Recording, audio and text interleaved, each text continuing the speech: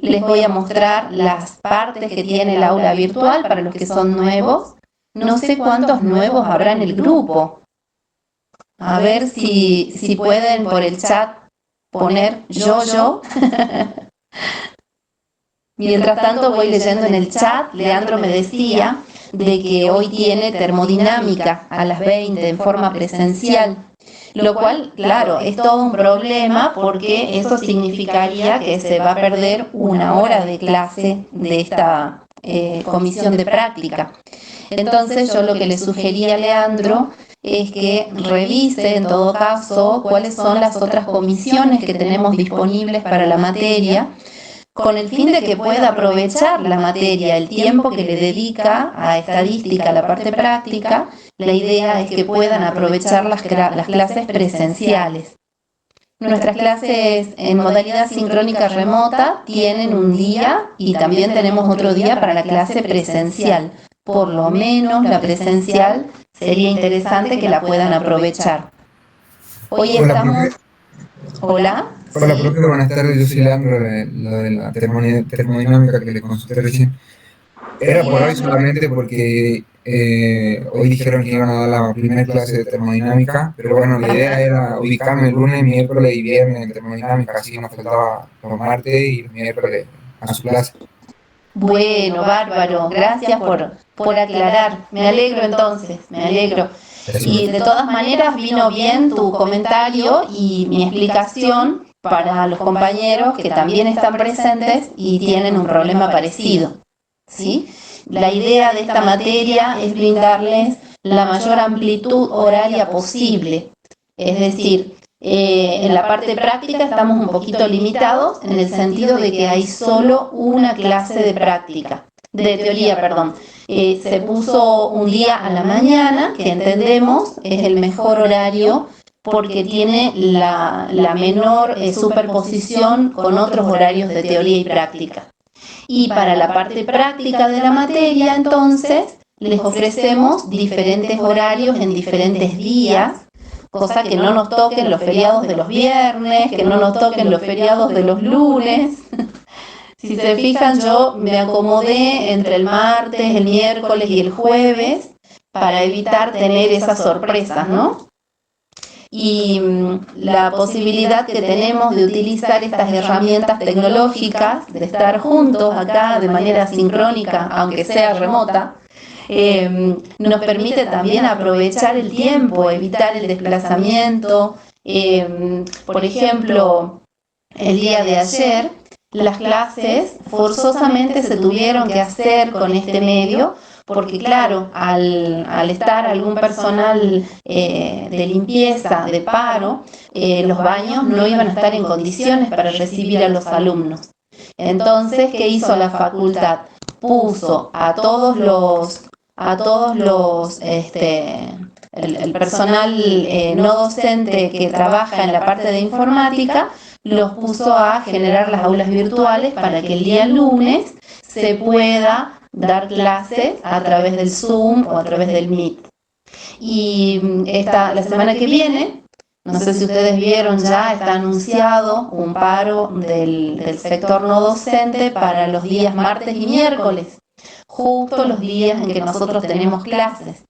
Así que bueno, esta semana y la próxima nos vamos a estar encontrando acá a través del aula virtual, que no deja de ser presencial, nada más que bueno, yo no lo puedo ver, ustedes me pueden ver un rato por lo menos.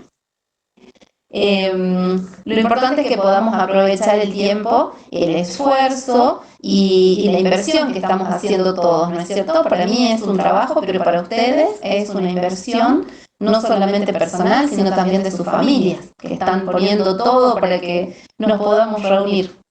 ¿Mm? Bueno, a ver, comencemos. Si alguien tiene inquietudes, por favor aprovechemos el chat, me la van dejando por escrito y yo en algún ratito las leo y les voy respondiendo. Les pedí así que en el chat pongan un yo para los alumnos que son nuevos. Quisiera tener una idea de cuántos alumnos tengo inscritos por primera vez en la materia y cuántos están recursando. por complemento simplemente. Ahí está Emilio, Rocío, Álvaro, Rodrigo, Esteban. Bien, ahí ya vamos 5. Y somos 30 en el grupo. Ok, bueno. Entiendo entonces, ¿sí? ¿Cómo son las asistencias? ¿Son obligatorias o envía un formulario? ¿Cómo es? Bueno, les explico eso también. El tema de la asistencia a la parte práctica es obligatoria. Nosotros tenemos en la clase presencial la asistencia que tomamos en el aula. En cambio, para la clase sincrónica remota, lo que hacemos es publicar en el aula virtual. Ahora les voy a mostrar, ya directamente sobre el aula les voy a mostrar de qué manera ustedes van a marcar el presente. No hace falta en la clase sincrónica remota que ustedes asistan a mi clase. Lo importante es que si están inscriptos en la comisión 1, presencialmente asistan a la comisión 1. Si están inscriptos en la comisión 2 conmigo, en la clase de los martes presencial, ustedes tomen la clase como corresponde. Y la clase sincrónica remota, de alguna manera se las liberamos en el sentido de que la pueden tomar en la sincrónica remota de la 1, de la 2, de la 3 o de la 4. Ustedes saben que yo soy la JTP de la materia y me tomo el trabajo todas las semanas de disponer cuáles son los ejercicios que vamos a dar en clases. Eso significa que las 4 comisiones estamos sincronizadas. Eso significa que si asisten a la 2 y a la 4 van a ver los mismos ejercicios en la presencial, y si asisten a la sincrónica remota de la 1 y de la 3 van a ver los mismos ejercicios. Eso es muy bueno porque les da a ustedes la posibilidad de acomodar sus horarios y de tomar una o más clases para poder aprovechar el tiempo que le dedican a la materia. ¿Qué es esto de aprovechar el tiempo? Yo sé que para los que son recursantes es más de lo mismo. Otra vez me va a explicar la profe cómo tengo que hacer para aprovechar el tiempo. Pero para los que son nuevos, para Rocío, Emilio, Álvaro, Rodrigo, Esteban, Lucas, Verónica, lo importante es que hagamos las cosas bien desde el comienzo, ¿sí? Ustedes se inscriben a la materia, comienzan a cursar y nosotros los docentes lo que queremos es que de entrada entiendan bien el tema, desde la teoría primero, luego desde la práctica, y en la práctica trabajen de una manera organizada para que llegue el día del parcial y ustedes por lo menos aprueben. ¿Y por qué digo por lo menos? Porque en general nuestros alumnos, los que aprueban, la aprueban a la materia en condición de promoción. Siempre les publicamos a fin de año las condiciones en las que terminamos el año. Habitualmente tenemos un 10% de alumnos regulares, es decir, que aprueban la materia. Tenemos un 30-35% de alumnos que promocionan la materia. Fíjense que es una cantidad significativa y a veces es más grande todavía la proporción. Y el resto de alumnos son los que abandonan o los que desaprueban. Entonces, nuestro compromiso, nuestra intención como docentes, para eso trabajamos y para eso todas las semanas nos reunimos. Nuestro compromiso es que ustedes no solamente aprueben la materia, sino que aspiren a la promoción y, por supuesto, logren hacerlo. Pero claro, esto es un equipo, así que nosotros por un lado hacemos todo lo necesario y ustedes por el otro también tienen que hacer lo mismo. Marina la cursó en el 2022, el año pasado no. Bueno, tranqui, ya la conoces de alguna manera la materia, así que bien, ya jugamos con ventaja. Bueno, entonces, lo que voy a hacer ahora, antes de comenzar, hoy tenemos que ver 4 ejercicios, no me quiero pasar con el tiempo, es mostrarles un poquito de qué manera nos vamos a organizar. Esta es el aula virtual. Ya saben, me puse en modo alumno para ver lo mismo que ustedes van a ver desde sus casas, desde sus computadoras. La información general está en la primera solapa, la bienvenida. Acá les dejamos los horarios de clase, tanto presenciales como de las sincrónicas remotas, que son también clases de consulta. Por ejemplo, mañana yo tengo mi clase sincrónica remota, fíjense, de 5:30 a 7:30, utilizando el mismo acceso que estamos utilizando hoy. De manera presencial, en cambio, estoy los días martes de 7 a 9 de la noche. Y por estas cuestiones laborales, de los paros y demás, que bueno, en este momento son paros, podría haber otra situación que nos impida ir a la facultad físicamente, nos vamos a estar viendo siempre a través de este acceso virtual, ¿sí? Bien. ¿Qué otra cosa es interesante del aula virtual? Nosotros nos organizamos a través de solapas, nos vamos a la solapa de avisos importantes. Allí les estamos avisando que el lunes, hoy y mañana miércoles, y la semana que viene, martes y miércoles, las clases teóricas y prácticas van a ser a través de estas herramientas digitales, ¿sí? ¿Qué más?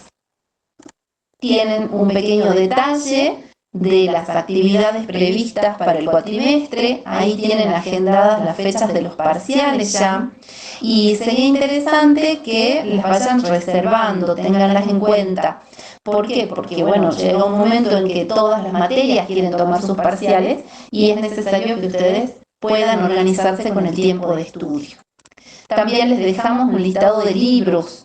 En esta carpeta que se llama bibliografía hay 5 libros que ustedes pueden descargar. Lógicamente no son libros publicados el año pasado, tienen algunos años de publicación, pero son perfectamente útiles para ver todos los temas que vamos a ver en el cuatrimestre. Y también les dejamos el sistema de evaluación práctica. Fíjense que para evaluar la materia nosotros tenemos 2 parciales y un recuperatorio. Entonces, se toma un parcial, luego se toma el segundo parcial. Acuérdense que tienen las fechas publicadas acá arriba. Fíjense que están bastante próximos los parciales. Tenemos uno a fines de septiembre y el segundo parcial a fines de octubre. Y una vez que tomamos esos 2 parciales, se define la situación. Si a los 2 parciales los aprueban con notas mayores a 70, directamente promocionan la parte práctica y en función de cómo les haya ido en los parcialitos de teoría, listo, ya se liberan de la materia y queda aprobada perfectamente. Ahora, supongamos que en el primer parcial sacaron una nota mayor a 70, pero desaprobaron el segundo parcial, entonces van a un recuperatorio que puede tener cualquiera de estos 3 resultados. Si es nota menor a 59, o sea 59 o menos, la materia queda desaprobada. Si tienen notas entre 60 y acá hay un error, entre 60 y 69, entonces es regular y quedan con opción para rendir un complemento que les tomamos. Y si obtienen 70 o más, entonces quiere decir que promocionan la práctica. Lo mismo pasa a la inversa. Supongamos que desaprobaron el primer parcial y en el segundo se sacaron 70 o más, bueno, tendrán la posibilidad de recuperar el primero. Lo importante acá es que sepan que hay un solo recuperatorio para cualquiera de los 2 parciales, pero no para ambos. Bien, ¿qué otra cosa es importante? El tema de la gestión por competencias. La gestión por competencia es una actividad que todas las materias de la Facultad de Ingeniería realizan y nosotros en particular hemos elegido la competencia de la comunicación efectiva. Lo que buscamos como materia en sí misma es que ustedes adquieran la habilidad de comunicar cuestiones técnicas de una manera fluida, ¿sí? Entonces, enseguida, cuando ya entremos al al archivito Excel, les voy a mostrar cuál es la rúbrica que nosotros utilizamos para trabajar la gestión por competencias. Digo enseguida para que no nos distraigamos. Seguimos en la siguiente solapa que ustedes ya tienen habilitada. Es la unidad 1, estadística descriptiva.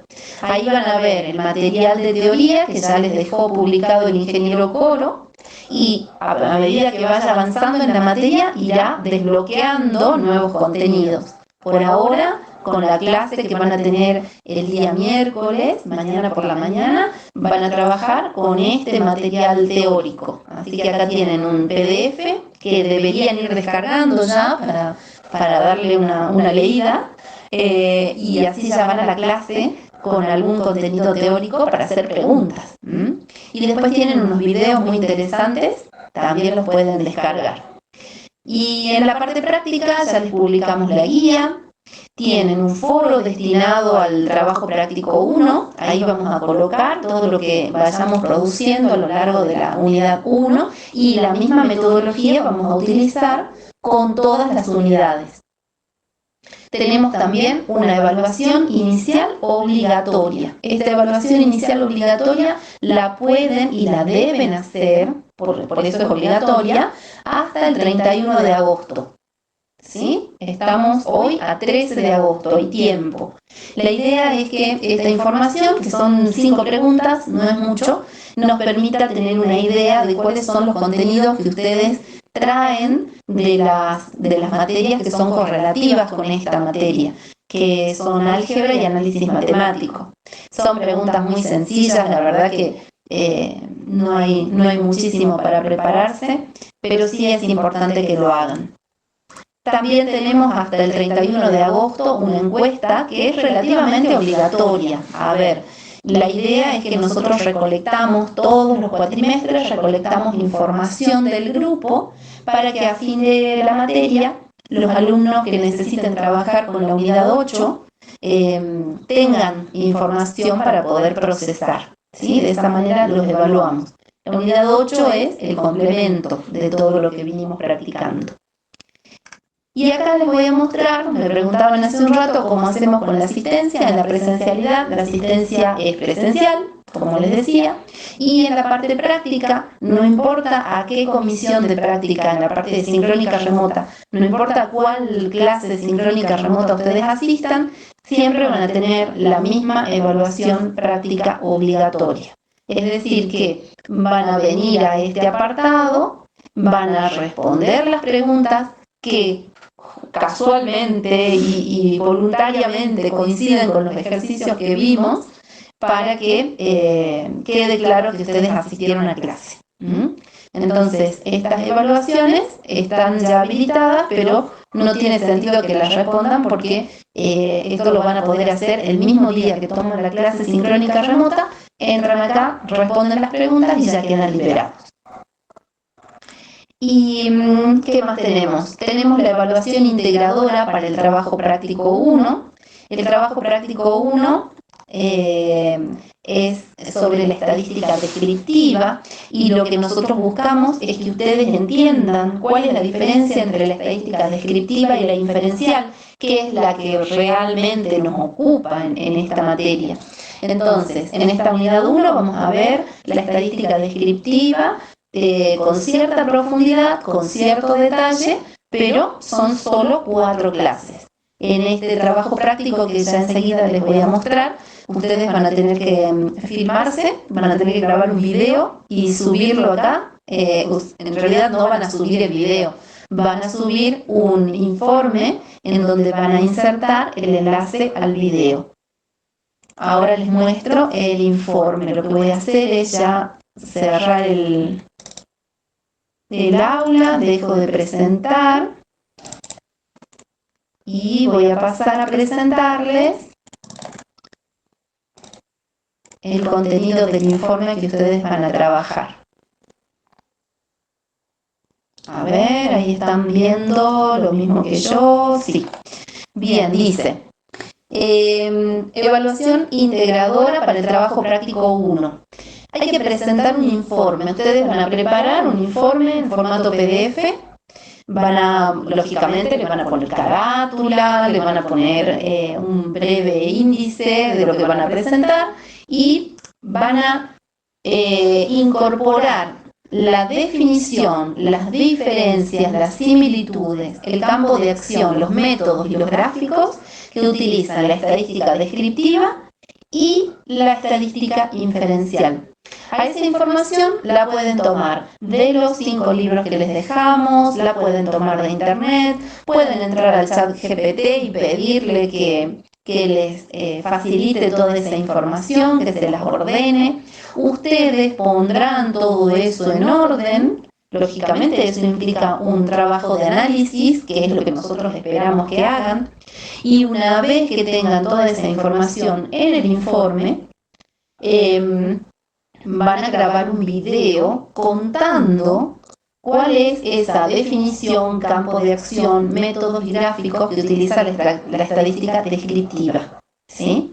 No les pedimos sobre la estadística inferencial porque ustedes no la vieron. O sea, desde la unidad 2 en adelante recién vamos a comenzar con la estadística inferencial desde cero, desde la base. Pero la estadística descriptiva la venimos utilizando desde la escuela primaria, más o menos, cuando hacíamos cálculos a ver cuál era el promedio de las materias que teníamos y cuando teníamos nuestros ahorros y sabíamos cuánto íbamos a gastar. Bueno, por ejemplo, el promedio y la moda son 2 medidas descriptivas que las venimos usando desde chiquitos, desde la casa prácticamente. Nada más que no nos damos cuenta. Bueno, entonces en este video, ¿qué vamos a evaluar? Vamos a evaluar la solvencia con la que ustedes nos cuentan. Fíjense que a la fecha de la presentación del informe, ustedes ya tuvieron 2 clases de teoría y 4 clases de práctica. Y todavía les damos una semanita más para que puedan procesar toda esa información, estudiarla y presentarla. ¿Qué tema, qué cuestiones vamos a evaluar nosotros? Lógicamente, a ver, el informe no es para el docente, no es que vamos a leer todos los informes. Los vamos a mirar los vamos a analizar en función del contenido, de la coherencia y de la riqueza de lo que ustedes incorporen. Pero lo que estamos buscando es, en el video, observar de qué manera ustedes presentan esa información. Y no vamos a recibir esos videos con diapositivas, queremos verlos, así como ustedes me están viendo en este momento mientras yo hablo, queremos verlos, hablar a la cámara, queremos escucharlos, hablar con solvencia y utilizar los términos del trabajo práctico 1, de la unidad 1 de la materia, que es la estadística descriptiva, como les decía. En cuanto a la extensión y el informe, yo creo que más de 10 páginas no puede ser, no hace falta más. Y en cuanto al video, no creo que se explayen 10 minutos. Fíjense que les pedimos que conformen grupos de 2 personas, no grupos de 1 y no grupos de 3, lógicamente. La idea es que en esos minutos ustedes expongan lo que aprendieron. En el informe van a poner el enlace al video. El video ustedes lo guardan en sus drives, en el dispositivo que ustedes dispongan, y a nosotros nos dejan el enlace. Si no podemos entrar al enlace, lógicamente la práctica no estuvo cumplida, así que no podíamos evaluar. En ese caso estaría desaprobado el trabajo práctico 1 y en tal caso, si está desaprobado el trabajo práctico 1, ahí ya tenemos complicaciones para más adelante. Ahí ya vamos al complemento de derecho. Bueno, ahí les dejo las consignas entonces en el aula para que puedan leerlas, descargarlas, y si surge alguna pregunta, bueno, acá estamos los docentes para aclarar. ¿Quieren consultar algo ahora? ¿Hay alguna pregunta?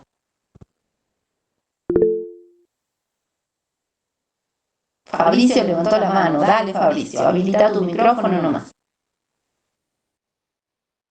Hola, ¿qué tal?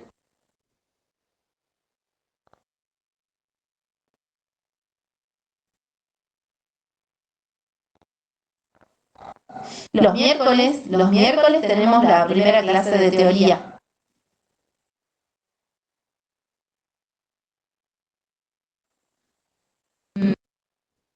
No, a ver, dejo de compartir acá, dame un segundo y vuelvo a compartir el aula. A ver, la busco, la tengo aquí.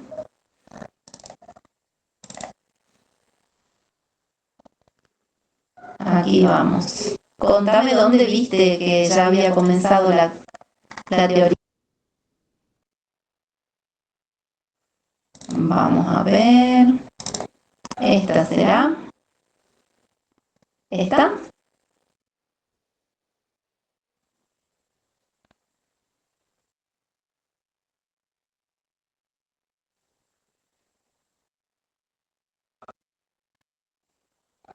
No. Las clases teóricas y prácticas comienzan el miércoles 7 del 8. No. Debe ser un error, porque todos empezamos esta semana. Ya le voy a preguntar al ingeniero Coro a ver qué quiso poner. Tranquilos, mañana comienza todo. Yo les hice, ya les voy a mostrar acá en el Excel, cuando entremos al Excel, yo les hice en el cuatrimestre anterior, a ver, no lo tengo acá publicado porque todavía no lo actualicé. Esperen, cambio de rol, miren. Ahora les voy a mostrar de qué manera vemos nosotros el aula virtual. ¿Sí? Voy a volver a mi rol docente y de esta manera vemos nosotros el aula. Yo les publiqué en el cuatrimestre anterior, a ver dónde lo tengo, un cronograma, creo que está en la solapa de información general. Capaz que ya lo saqué. Bueno, les había colocado un gráfico, ya se los voy a mostrar, lo tengo en el Excel, en donde les organizaba más o menos los horarios de clase, de tal manera que ustedes pudieran organizarse visualmente. Dejo de compartir acá y me voy a compartir el Excel, así comenzamos con las unidades.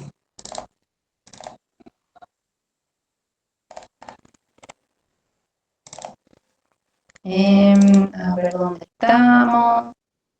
Acá es donde les iba contando. Ahí vemos la competencia de comunicación. Presentación, aquí está. Hagan algo así, miren. Entren al aula virtual, busquen los horarios de las comisiones y tengan a mano un cuadrito parecido a esto. Esto lo preparé para el cuatrimestre pasado. Lo puedo volver a preparar, sería cuestión de actualizar algunos detalles. Por ejemplo, ahí tienen en lila la comisión 2, el horario de la clase presencial y el horario de la sincrónica remota, que es el día miércoles.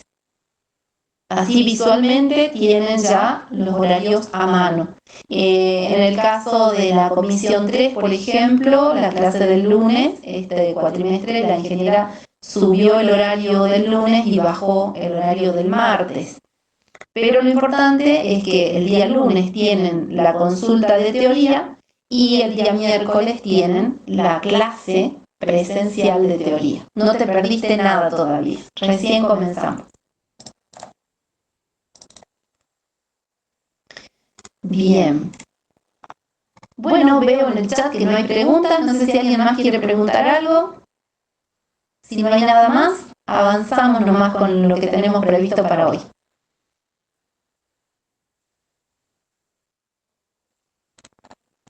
Bueno, cuando tengamos clases así de manera sincrónica, remota, sincrónica implica que estamos todos juntos en el mismo lugar, en el mismo momento. Remota es que cada quien está en su casa, solo estamos vinculados a través de esta herramienta informática.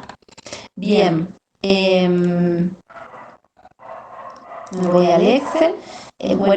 Tomar la clase de esta manera tiene algunas complicaciones, en el sentido de que no se puede llegar a la hora que uno quiere.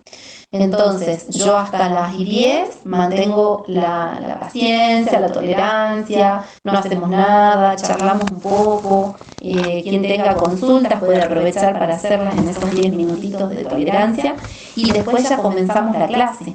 Y para poder comenzar la clase yo necesito pasarme a otra aplicación que es el Excel. Entonces no estoy viendo el aula virtual y no me puedo dar cuenta cuando llegan alumnos nuevos, ¿sí?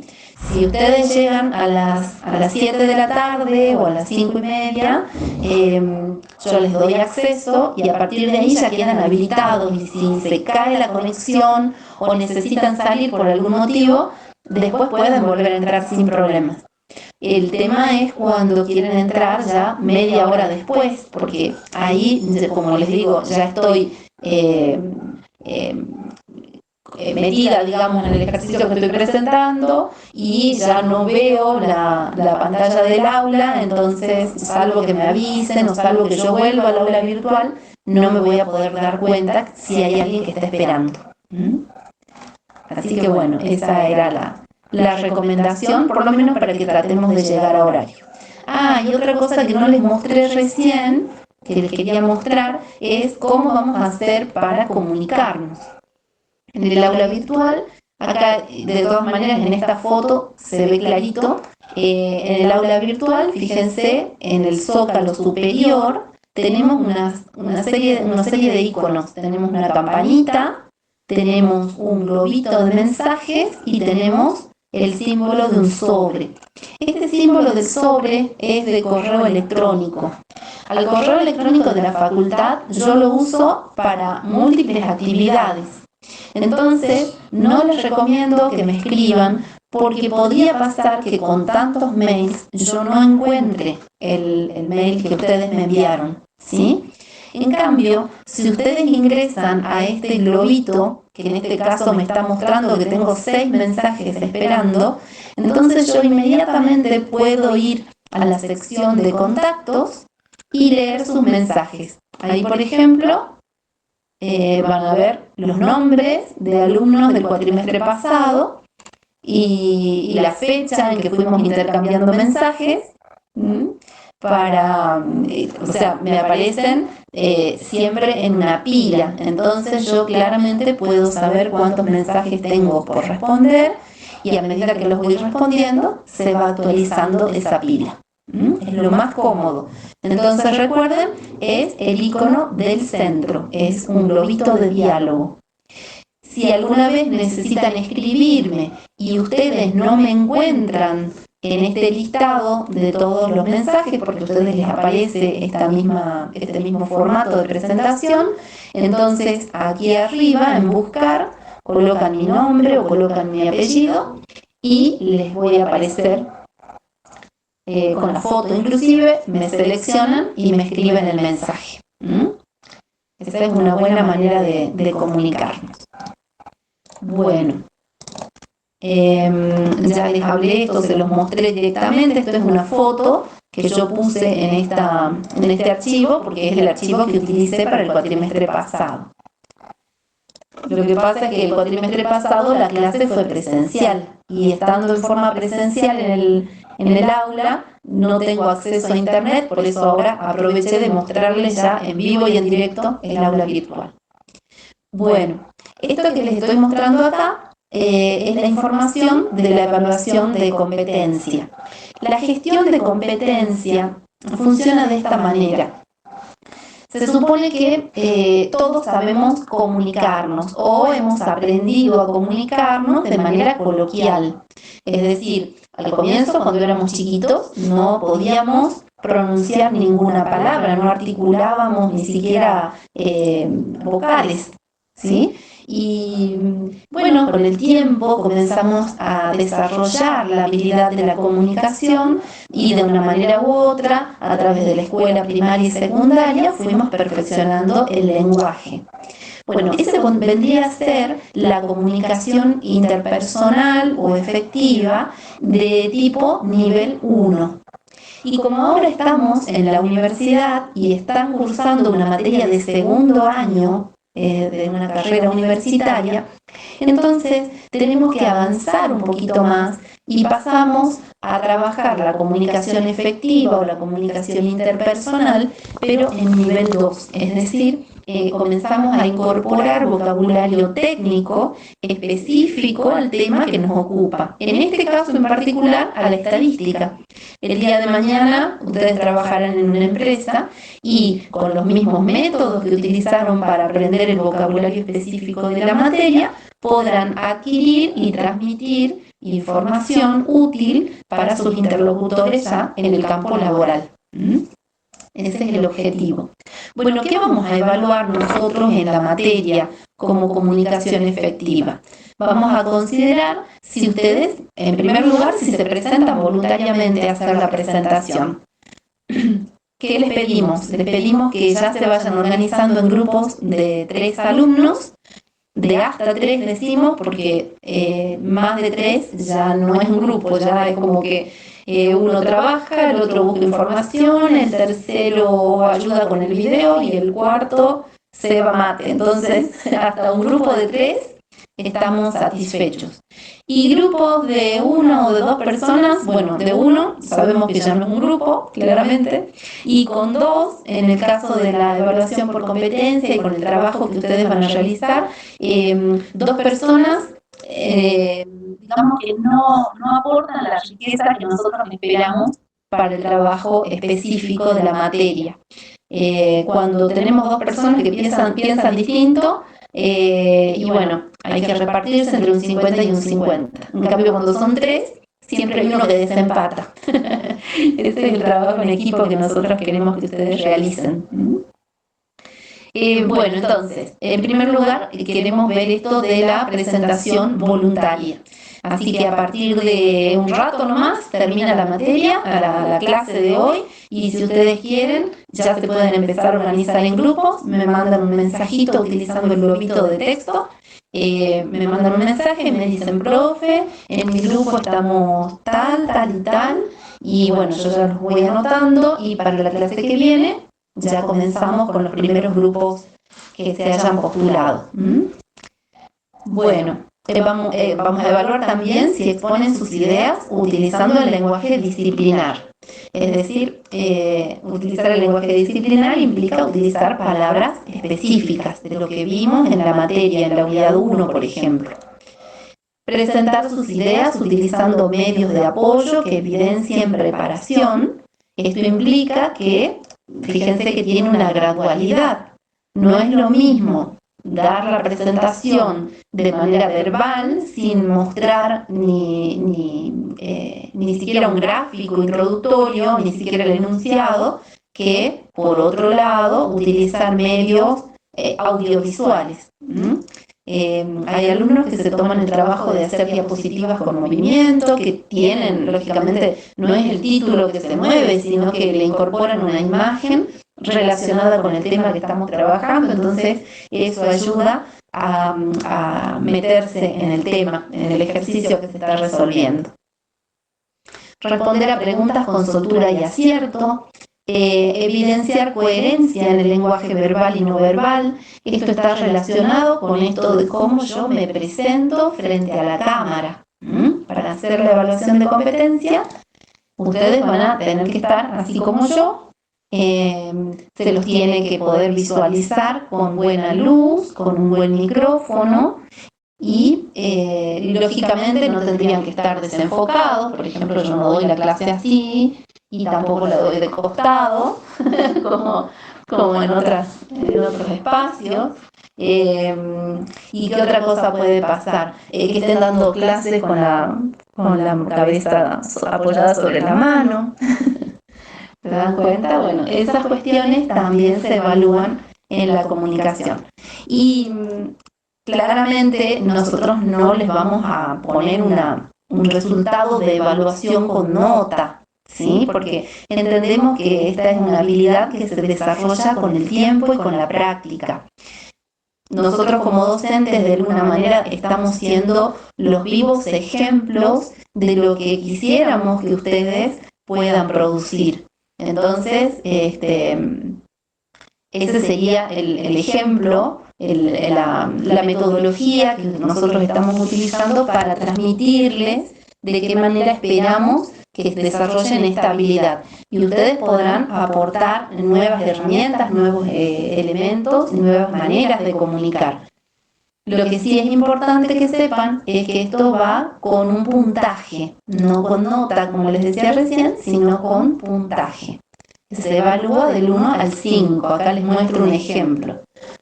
Cuando ustedes se presenten a la evaluación, supongamos la semana que viene, acá va a estar Juan, Lucrecia y Vanina. Y entonces Juan se presentó espontáneamente, porque él mandó el mail, por ejemplo, y Juan se sumó ayer al grupo y Vanina fue quien lo sumó a Juan al grupo. Entonces, fíjense, Vanina tiene 5, Juan tiene 3 y el primer integrante del grupo tiene 5 también.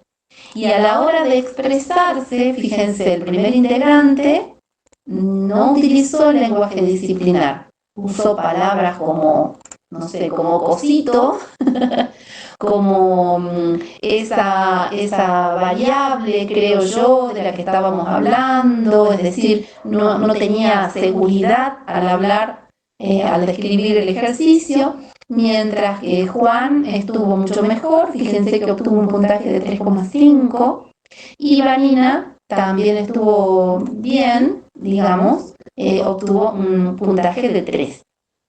Y así sucesivamente con cada uno de los aspectos que se van evaluando, ¿sí? Esa es la metodología de la evaluación por competencia. Bien. ¿Y cómo nos vamos a organizar? Bueno, fíjense, a medida que ustedes me vayan escribiendo, esto quedó del cuatrimestre pasado. Yo los voy ordenando en grupos y les voy asignando del TP1 2 ejercicios para que resuelvan.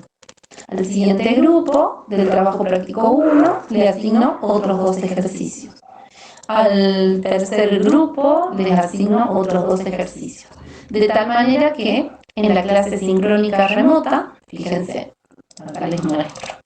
Esta es la primera semana, digamos, estas son la semana 1 y esta es la semana 2 que le vamos a dedicar al trabajo práctico 1. Entonces, en la clase presencial, que sería la de hoy, vamos a ver los ejercicios 1, 2, 3 y 4. Y en la de mañana vamos a ver los ejercicios 10, 12 y 14. Y voy a asignar los ejercicios 6, 7, 8 y 9, de tal manera que la próxima semana el primer grupo presenta el 6 y el 7, el segundo grupo presenta el 8 y el 9, y esa presentación va a ocurrir en la clase del día miércoles. Cuando yo termine de dar el ejercicio 10, 12 y 14, los grupos que queden asignados acá van a dar los ejercicios 6, 7, 8 y 9. Esa es la organización que tenemos en la materia. Les muestro esto para que comprendan de qué manera trabajamos las 4 comisiones de la materia, de estadística. ¿Quieren hacer alguna pregunta? Aprovechemos. Y si no, ya nos vamos a comenzar con los ejercicios que tenemos previstos para hoy. Hola, profe, a mí me quedó una duda ¿Sí? sobre la evaluación esa de la que tenemos que hacer el video. ¿Esa se puede hacer de a 3 personas o de a 2, el grupo? De 2. Y para la prueba de competencia es de a 3. De 3. Ah, bien, bien. Eso no me había quedado claro. Bueno, ok. ¿Alguien más? ¿Alguna otra pregunta? Fíjense que las actividades tienen fecha límite, así que bueno, eso vayan tomando en consideración, vayan agendando, así no los sorprende porque no es habitual en nosotros dar más tiempo. Así como tratamos de ser ordenados los docentes, entendemos que la organización del tiempo también es una competencia. Estamos en la Facultad de Ingeniería, es decir, que nos tenemos que regir por algunos reglamentos, y esto de mantener el orden, de mantener las fechas, de mantener los horarios, es una característica que bueno, queremos cuidar.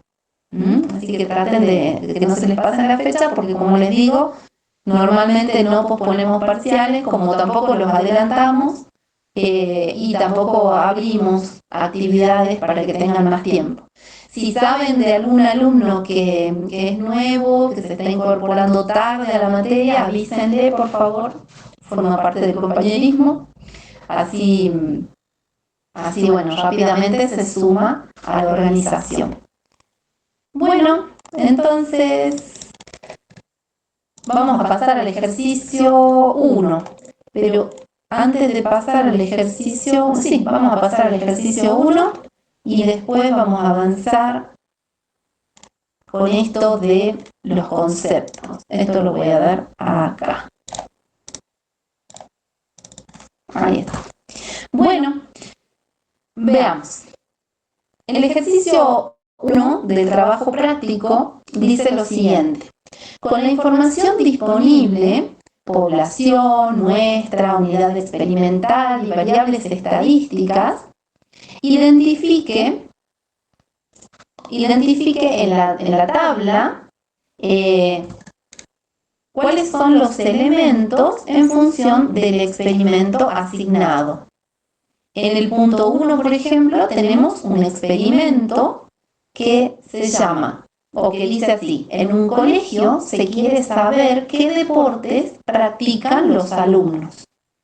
Bien, yo sé que a ustedes les falta la teoría, es decir, estamos en la primera clase y entiendo que la teoría todavía no la tienen, pero vamos a utilizar los conocimientos que ustedes ya traen de la vida, porque ya están en la universidad, es decir, que ya transitaron el primer año universitario, especialmente para los alumnos que son nuevos en la materia. Los que ya la vieron, a lo mejor se aburran un poquito, o tal vez no, tal vez descubran algo que no lo tenían tan presente, y por eso estamos juntos ahora. Aprovechemos para reforzar conceptos. Bueno, queremos hacer un experimento que consiste en un colegio averiguar qué deporte practican los alumnos. Bueno, entonces lo que vamos a hacer es identificar primero la variable que vamos a investigar. Vamos a tratar de determinar el deporte que practica cada uno de los alumnos. El deporte que practica el alumno es nuestro objeto de estudio, ¿sí? No nos interesa conocer el color de pelo, no nos interesa conocer su estatura, nos interesa de ese alumno conocer cuál es el deporte que practica. Entonces, a ese concepto lo vamos a llamar variable estadística, ¿sí? Porque varía, porque en uno será básquet, en otro será fútbol, en otro será, ¿qué más puede ser? Vóley, en otro será natación, en otro será nada, ¿sí? Porque hay alumnos que no practican ningún deporte. Ahora, esa variable es la expresión de alguien, en este caso. ¿Quién es ese alguien? Es el alumno. A ese alumno al que le vamos a ir a preguntar qué deporte practica, lo vamos a llamar unidad experimental. Esa va a ser nuestra unidad experimental entonces, el alumno. En este caso estamos estudiando alumnos que nos van a contar qué deporte practican. En otros casos, en otro experimento, podríamos estudiar ¿qué puede ser? Tazas. Y entonces tendremos que ir a averiguar el peso de la taza y el material de la taza. En otro caso podríamos investigar la vida útil de un mouse, por ejemplo. Yo tengo acá mi mouse, no sé si alcanzan a verlo. Entonces, la unidad experimental será el mouse, pero de ese mouse vamos a averiguar cuánto tiempo de vida útil tiene, o de qué color es, o cuál es la marca que estamos utilizando. Bueno, fíjense que de este sencillo experimento ya conocemos dos términos nuevos. Por un lado, unidad experimental, y por otro lado, variable estadística. Ahora bien, vamos a ir a preguntarles a todos los alumnos de ese colegio cuál es el deporte que realizan. Y bueno, si son muchos alumnos, lo más probable es que tomemos una muestra. Ahora, si son pocos alumnos, entonces podremos estudiar la población. Si tengo que estudiar toda la población, entonces tendré que conversar con todos los alumnos que asisten al colegio. Y cuando digo todos, digo que voy a hacer un censo. ¿Sí? Voy a entrevistar a todos los alumnos que asisten al colegio y para hacer el experimento me pararé en la puerta de entrada del colegio, por ejemplo. O iré al recreo, me pararé en el centro del patio y empezaré a entrevistar a todos los alumnos que pasan por mi lado, ¿sí? Hasta asegurarme que tengo a todos los alumnos entrevistados. Ahora, supongamos que tenemos un colegio con turno mañana, tarde y noche. Y en ese caso, a lo mejor a mí se me dificulta acercarme a todos esos alumnos. Entonces, lo que voy a hacer es tomar una muestra. Cuando digo que tomo una muestra, estoy diciendo que no voy a entrevistar a todos. Voy a entrevistar solamente a los alumnos que puedan y quieran participar en mi encuesta. ¿Sí? Entonces digo que mi muestra es el conjunto de alumnos seleccionados para responder a la encuesta. Fíjense que de alguna manera hemos ido trabajando en un esquema circular. Es decir, en primer lugar, partimos de una población. Tenemos, en este caso, la población de alumnos que asisten a la escuela bajo estudio. Sobre ese conjunto de alumnos, tomamos una muestra, porque ese colegio tiene alumnos en el turno de la mañana, de la tarde y de la noche. Cuando ya logramos seleccionar al alumno, es decir, cuando ya identificamos la unidad experimental, estamos en este círculo. ¿Sí? Cada uno de los integrantes de la muestra constituyen entonces mi unidad experimental. Y cuando me acerco a ese alumno para preguntarle qué deporte practica, estoy considerando una variable. ¿Sí? Ahí tengo, por ejemplo, la variable 1, la variable 2, la variable 3, la variable n. Veamos otro ejercicio, otro inciso de este ejercicio. A ver, vamos a otro ejemplo. Vamos a otro ejemplo. Miren este, dice, se seleccionan 25 personas de 1000 en una fábrica para preguntar por la calidad del almuerzo diario. Bueno, a ver, nos pongamos en contexto. En esta fábrica, al personal se le prepara el almuerzo.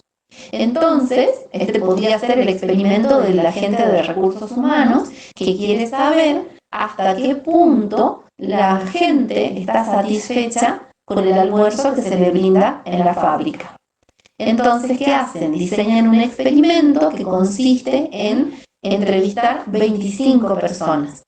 25 personas de 1000. Fíjense que el tamaño de la muestra es bastante reducido en relación al tamaño de la población. Bueno, la población entonces está constituida por las 1000 personas que almuerzan en la fábrica. La muestra, en cambio, para este experimento, son las 25 personas que almuerzan en la fábrica y que forman parte de la muestra. ¿Quién es mi unidad experimental? ¿A quién le voy a ir a preguntar? No le voy a preguntar al cocinero ni al personal de recursos humanos.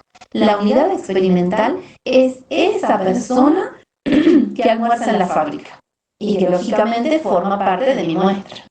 ¿Sí? ¿Y qué le voy a preguntar? Le voy a preguntar cuál es su percepción de la calidad del almuerzo diario que se le da en la fábrica. ¿Cómo es? Y bueno, entonces yo prepararé una lista de resultados posibles. Puedo decir que el almuerzo es excelente, bueno, muy bueno, regular o malo.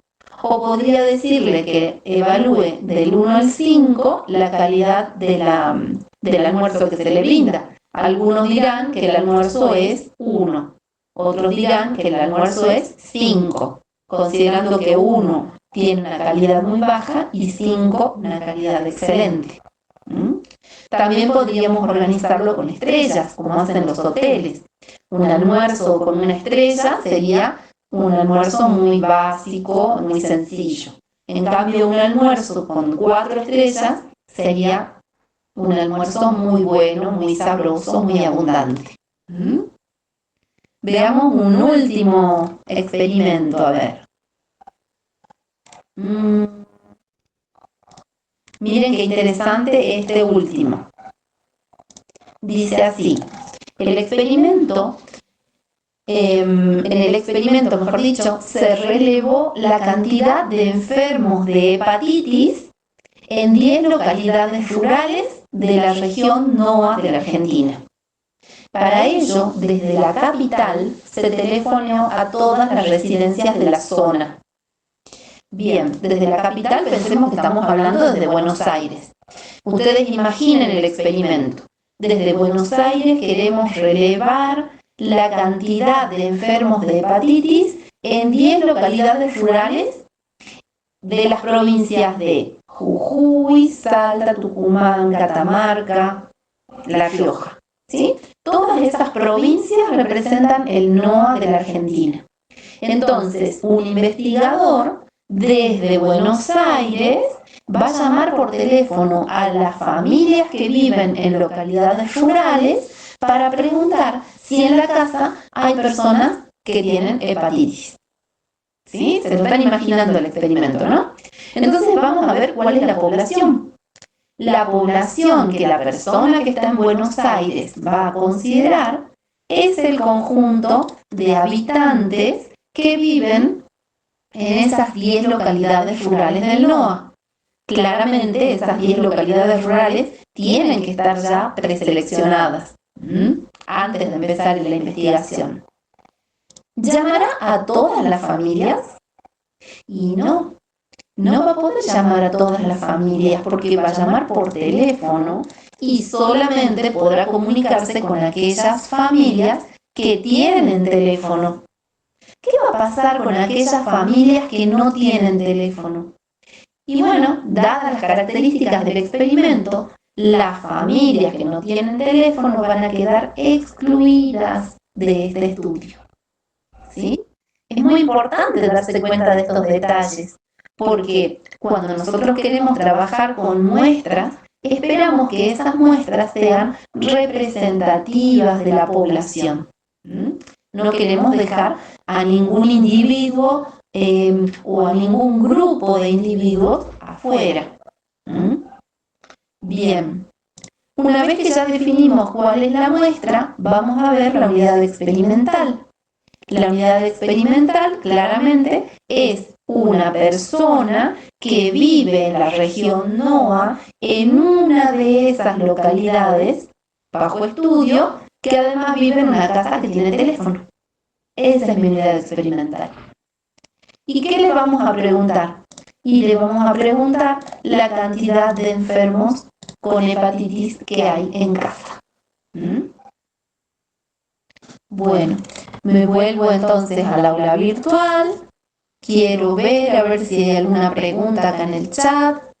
Dice Florencia, profe, ¿tenemos que hacer grupo con lo de nuestra comisión o podemos hacer con otras comisiones? Pueden trabajar con otras comisiones, Florencia, no hay ningún problema. No hay ningún problema porque claramente nosotros esperamos que ustedes puedan interactuar con otras comisiones, así como lo hacemos en la clase sincrónica remota, que pueden estar en la mía y también en la de los otros profesores, pueden trabajar con sus compañeros. Lo que sí, van a tener que ponerse de acuerdo en dónde van a hacer la presentación, en esta comisión o en la comisión del otro compañero. Bien, a ver, veo que no hay nadie esperando para ingresar. Bueno. Ok. ¿Alguna pregunta con respecto a este trabajo 1? Me voy al chat, quiero leerlos.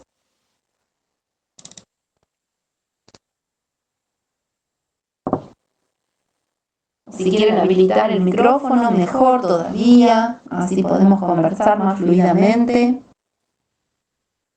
Estamos bien, parece. Si está todo bien, les pido que manden algún dibujito. Acá tienen abajo de la pantalla, tienen corazones, tienen manitos de ok, tienen sonrisas. Álvaro levantó la mano. No hace falta que levanten la mano, ustedes activen el micrófono nomás y pregunten. Estamos en clase de práctica. ¿Querés preguntar algo, Álvaro?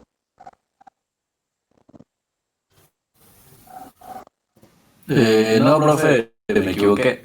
Ah, bueno, ok. Bueno, Disculpe, profe, una consulta. sí, decime. A mí lo que no me quedó un poquito claro era de la variable, en ese de los trabajadores, ¿Sí? que también, o sea, la variable ahí nosotros quedaría a nuestro criterio, digamos, cómo queremos evaluarlos, ¿no? Claro, exactamente. Fíjense que ahora vamos a pasar a estudiar qué es esto de las variables. En este ejercicio 1 hemos trabajado los conceptos de una manera muy sencilla. A ver, vamos a ver. El ejercicio de la percepción de la calidad es esta. Queda abierto al investigador de qué manera vamos a registrar la percepción de calidad del almuerzo. ¿Sí? Bueno, ahora pasamos al ejercicio 2, pero previo a pasar al ejercicio 2 vamos a ver un poquito de teoría. A ver, vamos a mirar un poco la pantalla. Yo les puse ahí unas fotos. ¿Qué es lo que están viendo? ¿Fotos de qué están viendo? Una cucaracha. Cucarachas, qué asco, ¿no? Pero miren cuántas cucarachas hay un montón. Hay con distintos nombres, colores, tamaños seguramente. Miren toda la información que encontré sobre las cucarachas. Miren, hay distintas formas. ¿Han visto todas esas cucarachas alguna vez en su vida? Yo he visto algunas y la verdad que en algunos casos pensaba que eran escarabajos, pero resulta que no. Fíjense, encontré también el ciclo de vida de la cucaracha. Significa que acá parte como huevo y después tenemos como estadios. Ninfa 1, ninfa 2, ninfa 3, ninfa 4 y después pasa al adulto. Y nosotros normalmente conocemos el adulto, así tal cual lo estamos viendo en la foto grande, pero probablemente no sabíamos que existían de tantos colores y con tanta variedad de tamaño incluso, ¿no? Bien, a ver, me paso a Laura que creo que vi un mensaje. Josué pregunta, profe, dice, se me cortó la luz, estoy con datos. Les dejo mis datos por si se me corta, no tengo lo suficiente. Ah, bueno, tranquilo Josué, vos decís por la asistencia, no te preocupes, la asistencia, miren, ya somos grandes todos. Ustedes están en la universidad porque quieren. La realidad es que la educación primaria y secundaria es obligatoria, pero entendemos que la educación universitaria no es obligatoria. Es decir, que entendemos los docentes que estamos acá porque todos queremos, nosotros queremos enseñar y ustedes quieren aprender para después obtener un título y trabajar como profesionales.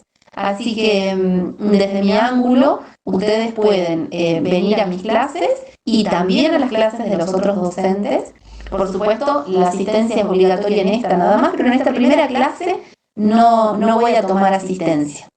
Ustedes se pueden retirar en el horario que necesiten y lógicamente el ingreso, bueno, cuando sea presencial es más flexible y cuando estemos acá en el aula virtual Acuérdense, hay algunas limitaciones por una cuestión técnica nada más. Bien, si quieren aprovechar el chat para dejar sus números de teléfono y comunicarse entre ustedes, armar un grupo de WhatsApp, yo no tengo problema, háganlo con libertad. Yo sigo con el ejercicio. Bien, bueno, como les mostraba recién, hemos visto que para el concepto de cucaracha tenemos una serie de características que seguramente no habíamos tenido en cuenta. Por ejemplo, a ver, vemos que tienen patas. ¿Podremos contar la cantidad de patas? Longitud. Y sí, van a tener diferente longitud en función del estadio de vida en el cual se encuentren y también según la variedad de cucaracha con la que estemos trabajando. Cantidad de antenas, las podemos contar.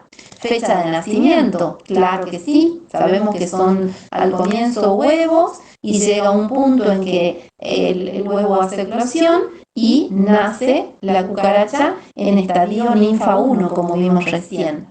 Vemos que también hay de diferentes colores, vemos también que puede variar el lugar de recolección. Cantidad de alas, podemos contar las alas que tienen las cucarachas. Y como decía recién, la etapa de vida en la cual se encuentran. Ahora, de todo eso que yo fui escribiendo, algunas de estas cuestiones son variables y otras no son variables. A ver, pensemos. Etapa de vida. Si yo pregunto en qué etapa de vida estará esta cucaracha que estoy moviendo acá, claramente podemos darnos cuenta de que se trata de un adulto, ¿sí? Más que nada guiándonos por el dibujito que vimos recién acá abajo, vemos que se trata de un adulto. Entonces, en el estadio de vida, en el ciclo de vida, puede ser adulto, ninfa 1, ninfa 2, hasta 4. Esa sí es una variable, correcto. Lo vamos a marcar con amarillo o con verde. Ahora, lugar de recolección. Bueno, puedo recolectarla en el patio de mi casa, en la misma facultad, en el río Sibisibi, en el campo. Es decir, que hay una serie de lugares en donde yo puedo identificar o puedo registrar el lugar en que fue coleccionada o recolectada.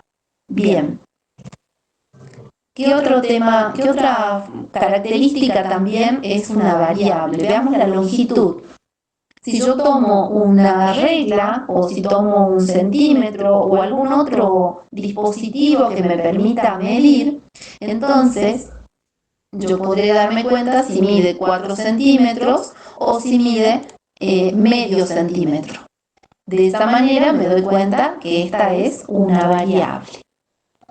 Y a ver, pensemos otro ítem que implique contar. Veamos la cantidad de patas. A ver, les vuelvo a mostrar las fotos. Cuéntenme. Tengo cucarachas con 3 patas, con 4, con 5, con 8. ¿Qué opinan? Si ustedes miran las fotos, se dan cuenta de que todas las cucarachas tienen 6 patas. Y si nos ponemos a pensar, eso se debe a que las cucarachas son insectos, ¿sí? Entonces todos los insectos se caracterizan por tener 6 patas, salvo que tengan algún accidente, que les quede una pata menos, pero bueno, esa sería una cucaracha con alguna discapacidad en todo caso. En este caso tenemos la cucaracha con 6 patas y por lo tanto vamos a decir que esta no es una variable, cantidad de patas. ¿Por qué? Porque no puedo decir que tengo cucarachas con 1, con 2, con 3 o con 4. Todas las cucarachas tienen 6 patas. Y pensemos en la cantidad de antenas. A ver, ¿esto varía o es fijo? A ver, volvemos a mirar las fotos. Tengo la periplaneta americana con 2 antenas. Tengo la periplaneta americana de la derecha con 2, y estas de acá abajo veo que también tienen 2 antenas. O sea que me estoy dando cuenta que la cantidad de antenas en esta cucaracha, o en estas cucarachas, no es una variable tampoco, porque si bien es cierto puedo contar, es verdad que no es una característica que varíe de individuo a individuo. Ahora, el color, me doy cuenta que sí es una variable, porque puedo ver que según sea la especie, según sea la edad, van a ir cambiando de color. Todos hemos visto cucarachas de color negro, blanco, amarillo, marrón claro, marrón oscuro. Es decir que en ese caso decimos que esta característica, el color, es una variable. ¿Y qué más? Bueno, nombre, cantidad de ojos, cantidad de alas. A ver, los leo en el chat. ¿El nombre será una variable? ¿Le podré poner nombre a las cucarachas?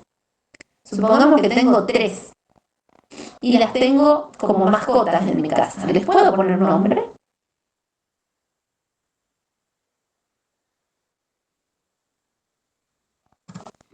Sí, por favor. Sí, es una variable. La tiene como mascota, Sí, sí. es una variable, tal cual. Dice Rocío, sí, Rocío, le podemos poner nombre y hasta podemos descubrir qué sexo tiene la cucaracha. Así que podemos tener Rosita y Juancito. Así que el nombre sí va a ser una variable. ¿Y la cantidad de ojos? ¿Qué opinan?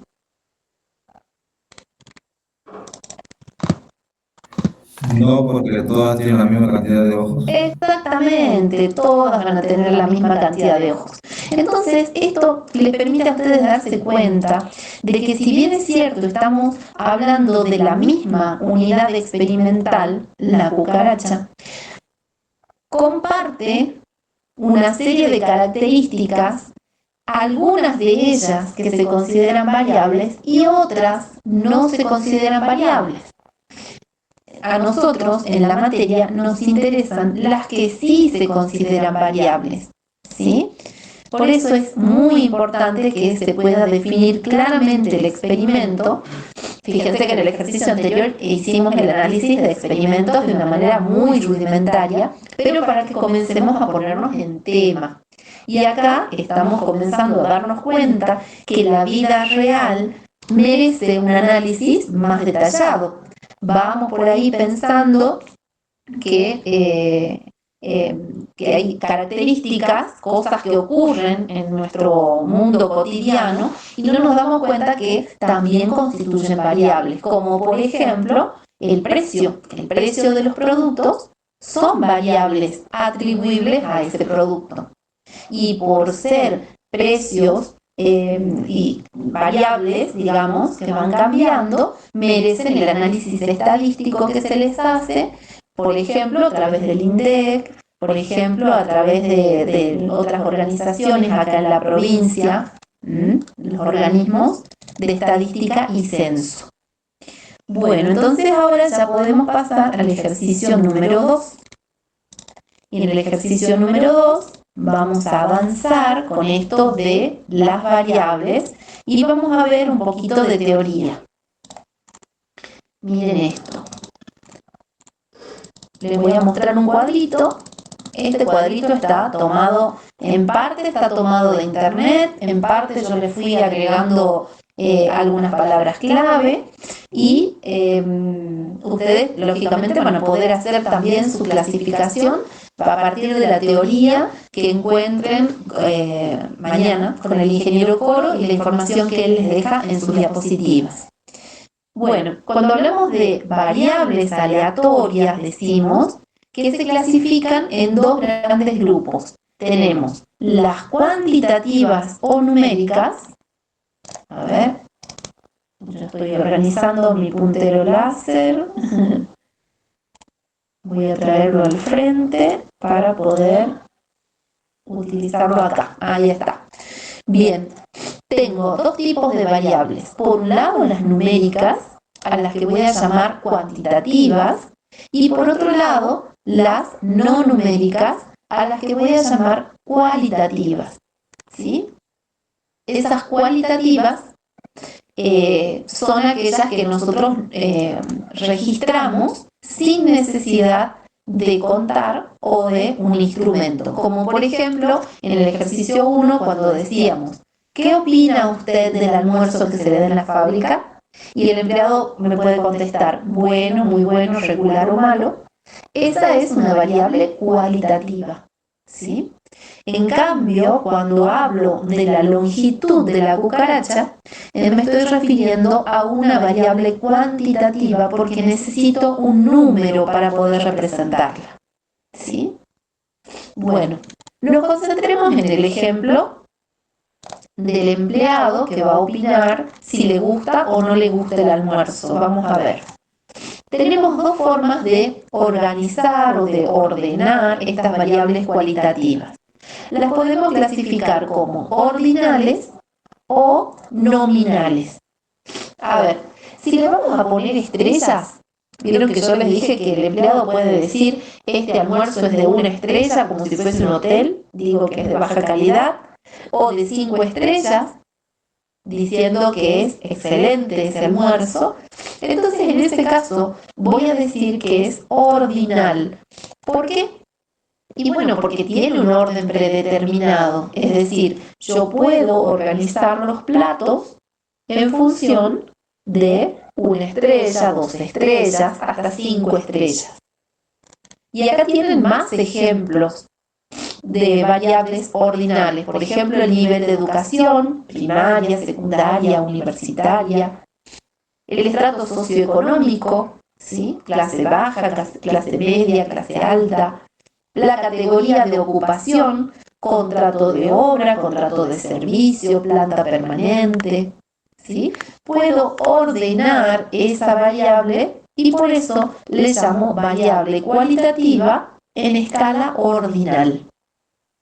Ahora, cuando solo menciono el nombre, entonces, en ese caso voy a decir que estoy en escala nominal. No hay un orden predeterminado. En el caso de la cucaracha, por ejemplo, sería el color. A ver, puedo tener cucarachas blancas, negras, marrones, amarillas. A lo mejor tengo alguna de color bordó, ¿sí? No creo que encontremos alguna verde, bueno, salvo que sea una cucaracha que estuvo expuesta a radiación, pero nunca he visto una cucaracha verde. Pero bueno, podemos, de acuerdo al color, podemos nombrarlas o identificarlas u ordenarlas de alguna manera. Pero no habría nada que diga que todas las amarillas van primero antes que las marrones o que las negras. Tampoco podríamos ordenarlas al revés. Primero las negras y porque tienen alguna característica que las destaque. Podría ser sí por preferencia, pero en ese caso vamos a decir que la variable es nominal. Y ahí tenemos otros ejemplos de variables nominales. Por ejemplo, el sexo. Varón, mujer, mujer, varón, es indistinto, ¿sí? Cuando estamos escribiendo un texto, nosotros podemos decir estimadas alumnas y alumnos, o al revés, estimados alumnos y alumnas. No importa el orden, por eso decimos que son variables nominales. La condición ante el empleo, eso también puede ser una variable nominal, porque no habría ningún criterio de ordenamiento, salvo que sea en el caso del color la escala cromática, por ejemplo, pero bueno, no es significativo eso. Ahora, eso en cuanto a las variables cualitativas. En general, nosotros en esta materia nos vamos a concentrar en variables cuantitativas. ¿Por qué? Porque vamos a trabajar a lo largo de la materia métodos cuantitativos de análisis, ¿sí?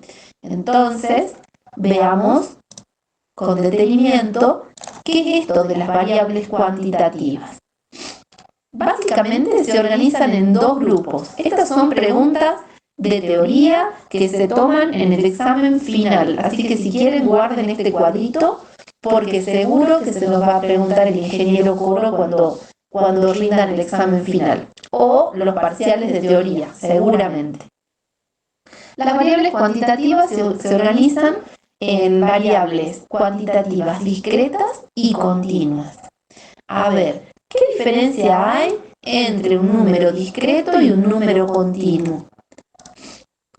Una variable discreta es aquella que se puede detectar contando con los dedos.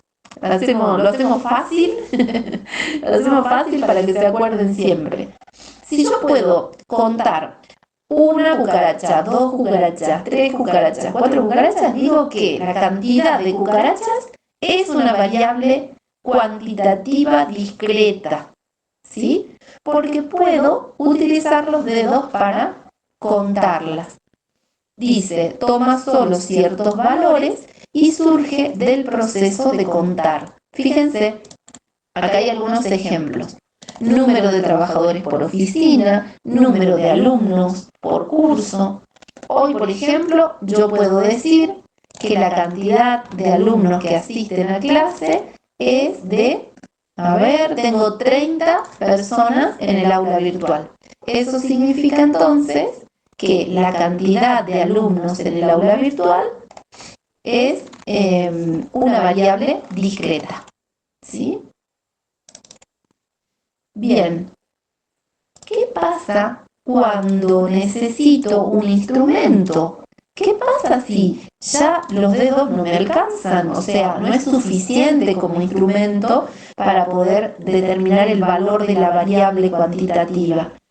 Si necesito una balanza para medir el peso, si necesito, ¿qué más? Un termómetro para medir la temperatura. ¿Qué otro elemento? ¿Qué pasa si necesito un decibelómetro para medir los decibeles? Bueno, en ese caso, cuando necesito un instrumento para medir la variable, voy a decir que esa variable es continua. Y digo también que puede tomar valores en un intervalo dado. Es decir, que surge de un proceso de medición. Y aquí también les dejo algunos ejemplos. El ingreso, la cantidad de plata que una persona gana, es una variable continua. La talla, o sea, la estatura. El peso, para medir la talla necesito por lo menos 1 centímetro. ¿Qué más? Para medir el peso necesitaré una balanza. Bien, esos son ejemplos de variables continuas. Y así como hemos visto escalas para las variables cualitativas, para las variables cuantitativas también existen escalas. Y esto es sumamente importante que ustedes lo puedan determinar. Tenemos 2 escalas para las variables cuantitativas. Una se llama escala de razón y la otra se llama escala de intervalo. La escala de razón es aquella que claramente surge de la razón. Es decir, si yo digo, no vino ningún alumno a clase, quiere decir que la variable cantidad de alumnos es 0. ¿Sí? El 0 tiene un significado preciso. El significado preciso del 0 es ausencia. ¿Sí? Ahora, pensemos en la escala, en un ejemplo de variable en escala de intervalo. Un ejemplo muy obvio es el tiempo. Cuando yo hablo del año 1, ¿sí? Vamos un poquito más atrás. ¿Qué hay antes del año 1? ¿Existe el año 0? ¿Cuándo nació Jesús? ¿Nació en el año 0 o nació en el año 1? Si en el año 1 tenía Jesús 0 años, ¿cuántos años cumplió en el año 2? ¿Cumplió 2 años o cumplió 1 año? Son todas preguntas que nos hicimos en la primaria, ¿no? Cuando íbamos a la catequesis, ¿se acuerdan? Bueno, ahora en estadística las volvemos a retomar precisamente para hacernos este tipo de cuestionamientos. El tema del tiempo es sumamente importante desde el punto de vista estadístico. De hecho, se hacen muchos análisis muy interesantes en series de tiempo. Y cuando hablamos de tiempo, decimos que estamos trabajando con una escala de intervalo. Porque si yo digo que se encuentra en el año 1 o en el año antes de Cristo o después de Cristo, ¿estoy diciendo que hay ausencia de tiempo? No. Lo que estoy diciendo es que hubo un evento que marcó un punto de inflexión en la historia. Desde ese punto de inflexión hacia adelante, hacia nuestros tiempos, estoy en el periodo después de Cristo. Y desde ese punto de inflexión para atrás, quiere decir que estoy trabajando en un periodo antes de Cristo, pero no es que desapareció el tiempo, ¿sí? Sino que me estoy moviendo hacia atrás en la identificación temporal. Entonces hablo de año antes de Cristo, un año antes de Cristo, 2 años antes de Cristo. Otro ejemplo claro es el tema de la temperatura. Cuando yo digo que hacen 0 grados de temperatura, estoy diciendo que está muy frío. No estoy diciendo que no hay temperatura. El 0 no me está indicando ausencia de temperatura. Me está indicando que hay una temperatura en la escala Celsius que es muy baja. El 0 grado en la escala Fahrenheit indica otra cosa. ¿Sí? Acuérdense del colegio secundario cuando hacían la transformación de grado Celsius a grado Fahrenheit o a grado Kelvin. El 0 no implica ausencia de temperatura, sino está indicando una temperatura específica. Bien, entonces con esa información nos venimos al ejercicio y vamos a comenzar a analizar algunas variables, no todas, quedan para que ustedes también trabajen en casa. Seguramente le van a sacar foto a lo que yo tengo acá y después completarán ustedes sus carpetas. Les sugiero que hagan carpetas, ¿no? No se dejen estar con el tema de las carpetas porque es sumamente importante que tengan una. Bien, si trabajamos con el color de ojos, voy a decir que es una variable cualitativa en escala nominal. Ahora, si trabajo con el número de accidentes producidos en un determinado mes, entonces diré que trabajo con una variable cuantitativa discreta. ¿Por qué discreta? Porque tengo un accidente, 2 accidentes, 25 accidentes, pero nunca voy a tener un instrumento para medir la cantidad de accidentes y tampoco voy a decir que tengo 27 accidentes y 3/4. ¿Sí? 27,3 accidentes es algo ilógico. No va a ocurrir. ¿Sí? Salvo que estemos hablando de un promedio, pero eso lo vemos más adelante. Bien. ¿Y en qué escala estamos trabajando cuando hablamos de número de accidentes? Estamos trabajando con una variable cuantitativa discreta en escala de razón. Fíjense que yo coloqué un asterisco entre comillas en la escala de razón. Y esto es simplemente porque hay algunos libros que no mencionan la escala cuando la variable está en escala de razón, porque asume que es entendida o comprendida por todos. Depende de la bibliografía con la que estén trabajando. Ustedes tienen allí 5 libros, en algunos van a encontrar esta particularidad. Ahora, analicemos de nuevo la velocidad del vehículo. En el caso de la velocidad del vehículo, fíjense, se trata de una variable continua, porque puedo ir a 100 km/5 por hora. Y la escala es escala de razón, porque se entiende que cuando hablamos de una variable continua, numérica continua, es necesario indicar la escala que le corresponde. La escala de razón en la variable continua es importante para contrastarla. Miren, acá tengo una, esta es la única del ejemplo, que es una escala de intervalo, temperaturas medidas en un observatorio. La temperatura medida en un observatorio implica que se está midiendo con rigurosidad, es decir, tenemos termómetros de precisión.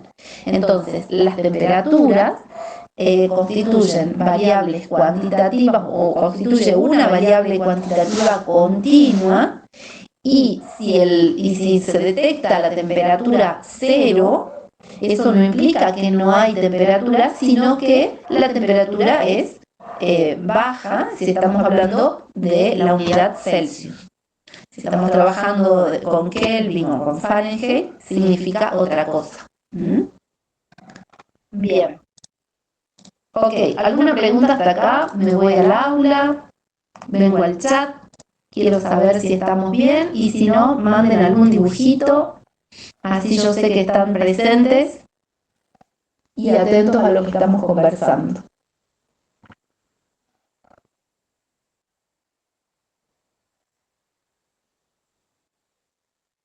Ok, ni dibujito, ni chat, o sea que entiendo que estamos bien. Me voy al ejercicio 3. Vamos a ver. En el ejercicio 3 dice así: considere los datos siguientes acerca del tipo de dolencia. J para la inflamación de las articulaciones, fatiga con la letra F, la B larga para el dolor de espalda, la M para la debilidad muscular, etc. Estas dolencias son experimentadas por sembradores de árboles, según un estudio que se publicó en el año 93 en una revista. Bueno, ¿qué hizo la revista? La revista publicó estas letras para representar las dolencias de los trabajadores. Entonces, nosotros nos proponemos los siguientes objetivos, o les proponemos a ustedes los siguientes objetivos. En el punto A, les pedimos que resuman esa información en una tabla de distribución de frecuencia. Fíjense que ahí ya aparece otro término nuevo. Ya tenemos varios términos nuevos, ¿no? Tenemos unidad experimental, tenemos variable aleatoria, tenemos población, tenemos muestra, y ahora se suma tabla de distribución de frecuencias. ¿Qué es esto de la tabla de distribución de frecuencias? Bueno, no es otra cosa que una tabla que me va a representar los datos que yo tengo en el enunciado como letras. Miren, estos son mis datos de origen y esto es lo que yo voy a producir en el punto A. Bien, ¿cómo voy a trabajar para poder construir esta tabla de distribución de frecuencias? Y bueno, diré, por ejemplo, que de la letra O tengo 1 y 2. Después viene la letra N. Después viene la letra J. Después viene la letra C, la F, la B aparece 2 veces. De nuevo aparece la letra F, o sea que pongo la F nuevamente. Después aparece de nuevo la letra O. Y así sucesivamente, utilizando lo que se llama la técnica del paloteo, ¿sí? Y si estuviéramos en la pizarra, yo estaría haciendo los palitos, los palitos que utilizamos cuando contamos los puntos en el truco. ¿Se acuerdan cuando jugaban a las cartas? Que hacemos palitos para contar los puntos que tenemos. Bueno, con ese mismo sistema se trabaja la técnica del paloteo. Con esta técnica, fíjense que yo he logrado determinar que tengo 21 veces la letra O, 10 veces la letra J, y fui ordenando las letras de mayor a menor. La que más se repite es la letra O. y la que menos se repite es la letra C. La letra C, si ustedes se fijan en el enunciado, representa tos, mientras que la letra O significa otra. Entonces hay 3 personas que presentan tos. Hay 10 personas que tienen inflamación en las articulaciones. Y hay 21 personas que presentan otras dolencias. ¿Sí? Con esta información, yo ya estoy en condiciones de comenzar a trabajar mi tabla de distribución de frecuencias. Y voy a decir lo siguiente. Esta información que tengo acá en la primera columna contiene la variable de estudio. Es el tipo de dolencia con el que estoy trabajando. Fíjense que hasta escribí la variable aquí arriba. La voy a escribir más grande. La voy a poner en tamaño 14 para que se vea mejor. Y la voy a poner en negrita. Ahí está. Y con esto la guardo. Bien. Entonces, el tipo de dolencia de los sembradores figura en la columna 1 de mi tabla. Y luego, la cantidad de veces que aparece en cada una de esas dolencias, le voy a llamar frecuencia absoluta simple.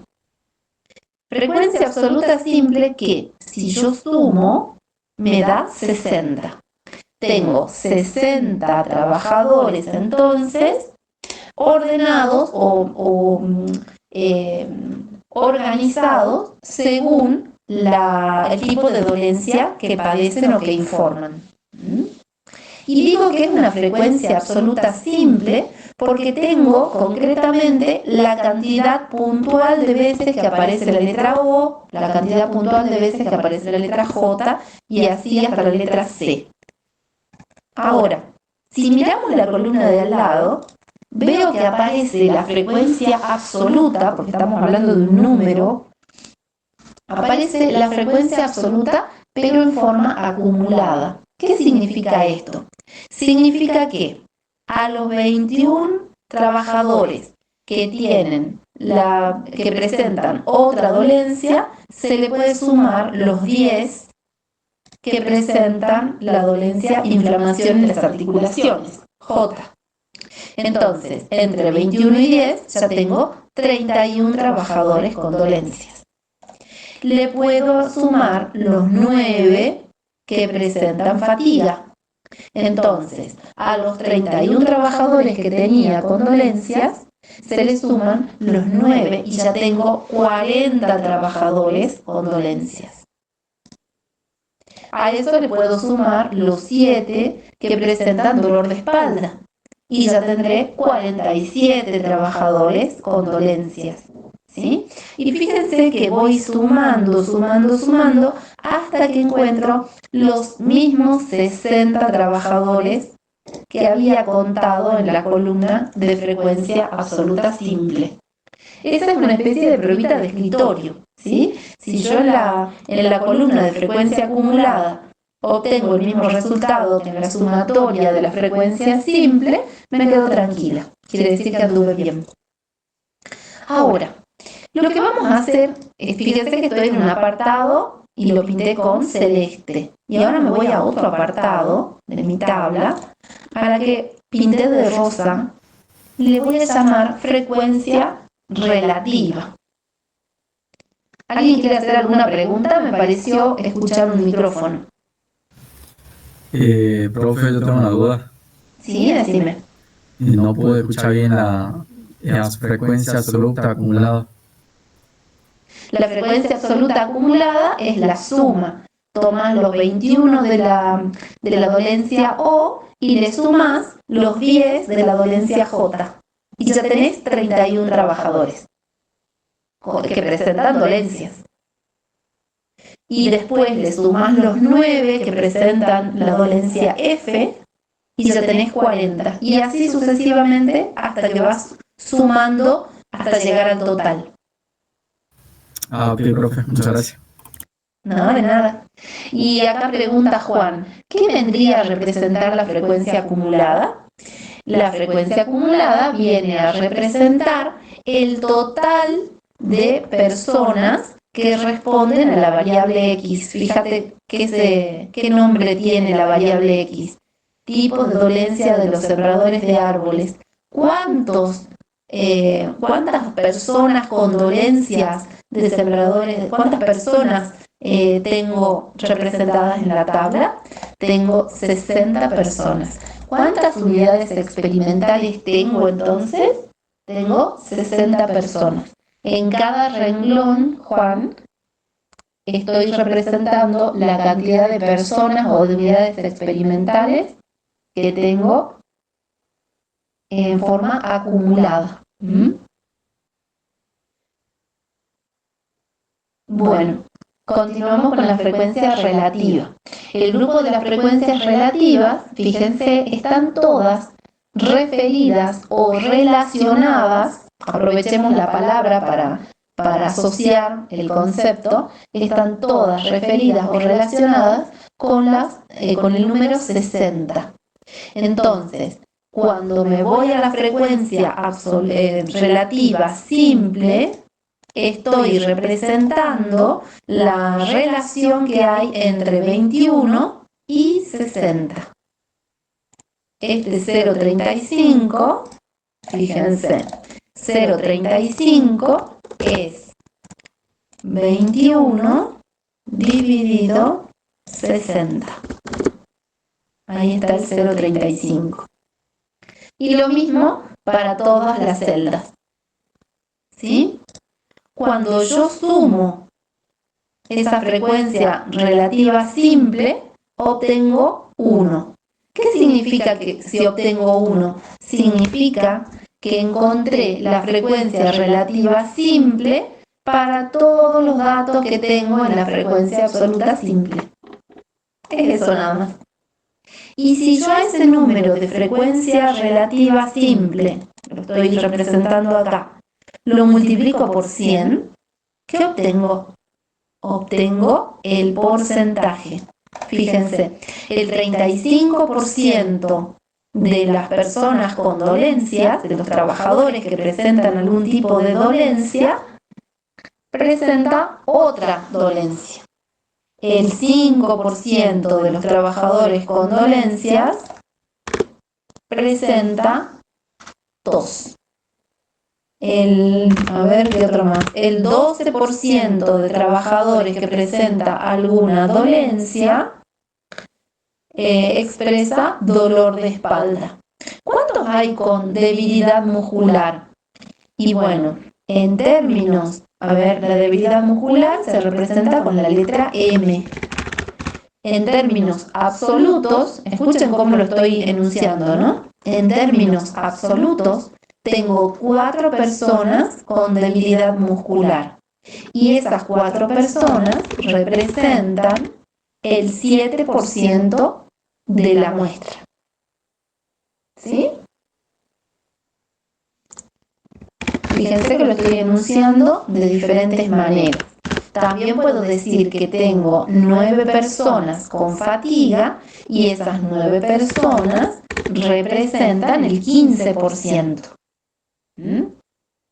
Bueno, y así como tengo esto expresado en términos de proporción, estas son las proporciones, por eso le pongo la P sencilla. Y así como lo tengo expresado en términos de proporción, también puedo acumular las proporciones. En el primer renglón tengo 0,35 y cuando le sumo el 0,17 de J, obtengo 0,52. Y cuando le sumo el 0,15 de la variable F, obtengo 0,52 más 0,67, 0,52 más 0,15, obtengo 0,67. Y cuando le sumo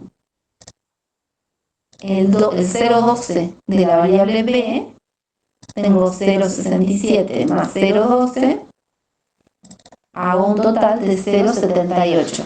De tal manera que llego al 1. Cuando yo veo que este 1 coincide con este otro 1, me quedo tranquila, sé que hice las cosas bien.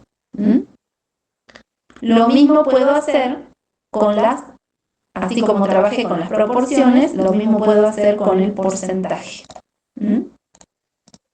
Puedo trabajar los porcentajes simples y también puedo trabajar el porcentaje acumulado. ¿Estamos? A ver, si estuviera en el aula podría verlos, pero acá en el aula virtual no los puedo ver, así que espero que me... ¿Sí? Cuando nos pidan la proporción, ¿nosotros la expresamos con la simple o con la acumulada, perdón? Depende. No te van a pedir la proporción sola. Si te piden la proporción sola, así en el renglón, en una oración muy sencilla, la expresas con la simple. Si te piden la proporción acumulada de estos ítems, entonces tendrás que sumar. Ah, muy bien. Muchas gracias, profesor. De nada. Lo mismo si te piden de los porcentajes, ¿no? El mismo concepto. Bueno, en el punto B, me vuelvo al Excel. En el punto B me pide que construya un gráfico de barras para frecuencias relativas simples y un diagrama de escalera. A ver, diagrama de barras. Vamos a mirar. Lo selecciono ahí para que lo tengamos presente. Y vamos a mirar mi gráfico. Miren, este es el gráfico que yo hice. Ahí lo estoy seleccionando para que ustedes lo puedan mirar. Si se fijan, yo utilicé barras horizontales. ¿Por qué uso barras horizontales? Bueno, porque en alguna bibliografía se destaca el acuerdo, la convención de que las variables cualitativas se tienen que representar de esta manera, con barras horizontales. ¿Puedo utilizar barras verticales? Claro que sí. Fíjense, acá, en este otro gráfico que tengo al final, a la derecha, utilicé barras verticales. Y está todo bien. Y la información es exactamente la misma. Fíjense, en el gráfico de barras horizontales, comienzo de menor a mayor. Comienzo desde la letra C, la M, hasta la letra O, que representa en términos relativos, como preguntó recién el compañero, el 0,35 del total. Y la misma información está reflejada en este otro gráfico de barras verticales, nada más que la ordené de mayor a menor. De nuevo, las otras dolencias, sería la letra O, está reflejando el 0,30 y la proporción del 0,35 con respecto del total.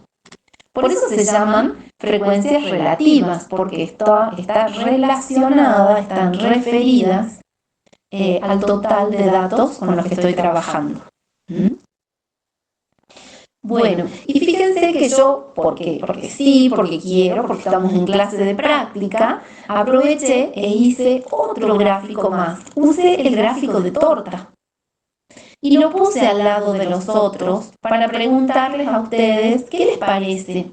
¿Será útil el gráfico de torta? En este caso se ve muy bien el 0,35 porque tiene un área significativamente mayor que la del resto. Pero, ¿en qué gráfico se ve mejor las diferencias o se destaca mejor los porcentajes o las proporciones de cada una de las letras, de las dolencias? ¿Qué les parece? ¿En el gráfico de torta? ¿En el gráfico de barras? ¿En alguno de los gráficos en particular? Me voy al aula virtual. Y Leonardo dice que se ve mejor en el de barras. Claro, exactamente, Leonardo, es así. Fíjense que con el gráfico de barras es más intuitiva la información que se está presentando. Y a esto nos referimos cuando decimos que en el futuro ustedes van a tener que presentar información y tendrán que ser capaces de elegir los instrumentos, en este caso un gráfico, para presentarle esta información a la audiencia. ¿Mm? Imagínense que ustedes van a hacer un informe y tienen que elegir entre el gráfico de torta y el gráfico de barra. Y yo como profesora esperaría que ustedes elijan el gráfico de barras para mostrar la información. ¿Mm? Bueno, y me pide también que haga un diagrama de escalera. Vamos a ver qué es esto del diagrama de escalera, porque este diagrama no es tan usado. Y es una pena porque el diagrama de escalera es muy útil. Veamos, ¿qué es esto de la escalera? Miren. Acá tenemos, estos son ejemplos tomados de internet, ¿no? Estos gráficos ustedes los encuentran en internet, pero está muy bueno para representar. Fíjense, en el eje de las X tienen la variable, el dato, 1, 2, 3, 4, y en el eje de las Y representan la frecuencia absoluta y la frecuencia relativa. Si yo digo, tengo 5, a ver, veamos este de la frecuencia absoluta. Tengo 5, 3 y 1, fíjense, el gráfico tiene esta forma. Y para poder saber cuántos tengo en total, sé que tengo 3 de 5 y 2, tengo 5 de valor 3 y tengo 3 de valor 2 y tengo 1 de valor 1 y tengo 3 de valor 4. ¿Sí? En cambio, en este otro gráfico, fíjense, está representado, tiene la misma forma, pero está representado en frecuencias relativas. Yo sé que 5 de los 12 en total son de tamaño 3. 3 de los 12 en total tienen tamaño 4. ¿Sí? Esa información es muy interesante porque a partir de esta información yo puedo escribir un diagrama de escalera. Y el diagrama de escalera se llama así porque lo que hacemos es destacar, ¿vieron las escaleras que tienen una huella y una contrahuella? Bueno, en el diagrama de escalera representamos lo mismo, representamos la huella. La huella es la parte de la escalera donde nosotros pisamos. La contrahuella es la cara del escalón que miramos cuando vamos subiendo la escalera. ¿Me explico? Bueno, les hago esa aclaración porque a veces hay personas que no saben bien qué es esto de la huella y la contrahuella. Fíjense que en el diagrama que tengo acá, a ver, mi puntero se fue abajo, traer al frente. En el diagrama que tengo acá, yo lo que hice fue representar la huella para cada una de las dolencias y me basé en valores absolutos simples. Por ejemplo, de la letra O tengo 21 casos. De la letra J, me basé en frecuencia absoluta acumulada. A ver, voy a la tabla para que vean. Fíjense, la frecuencia absoluta acumulada es la que me permite trabajar con el diagrama de escalera. Porque a los 21 que yo tengo en el primer escalón, le sumo los 10 del siguiente renglón y ya tengo 31. Fíjense, es lo que tengo representado acá. Si le sumo los 9 que siguen, ya tengo los 40. Si le sumo los 7 que le corresponden a la letra B, tengo 47. Y así sucesivamente hasta que llego a los 60. ¿Sí? Esto es un diagrama de escalera. Cuando ustedes ven un diagrama de escalera de estas características, tienen que darse cuenta que están trabajando con esta forma de representación de los datos, con la frecuencia absoluta acumulada. Y puedo armar, ahí viene la pregunta del millón, ¿puedo armar un diagrama de escalera utilizando frecuencias relativas? A ver, ¿qué opinan? ¿Qué les parece? ¿Se podrá?